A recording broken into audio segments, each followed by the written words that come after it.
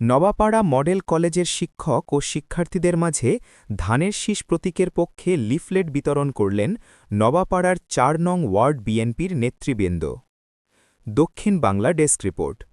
যশোর ৪ আসনের বাংলাদেশ জাতীয়তাবাদী দল বিএনপির ধানের শীষের প্রার্থী ফারাজি মতিয়ার রহমানের পক্ষে লিফলেট বিতরণের সময় উপস্থিত ছিলেন নওয়াপাড়া পৌরসভার ৪ নং ওয়ার্ড বিএনপির সাধারণ সম্পাদক রাজু আহমেদ, সাংগঠনিক সম্পাদক কাউসার হোসেন, থানা বিএনপির স্বেচ্ছাসেবক বিষয়ক সম্পাদক শফিকুল ইসলাম, পৌর বিএনপির সহ সাংগঠনিক সম্পাদক মনির হোসেন, থানা স্বেচ্ছাসেবক দলের যুগ্ম আহ্বায়ক মাহবুব হোসেন, ৪ নং ওয়ার্ড ছাত্রদলের সাধারণ সম্পাদক হৃদয় ফারাজি, বিএনপি নেতা ফিরোজ হোসেন, রফিকুল ইসলাম, জাহিদুল হোসেন, রাজু আহমেদ সহ অনেকেই উপস্থিত ছিলেন।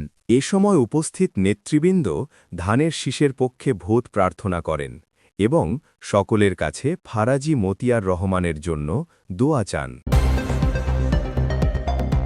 সত্যের সন্ধানে দক্ষিণ বাংলা।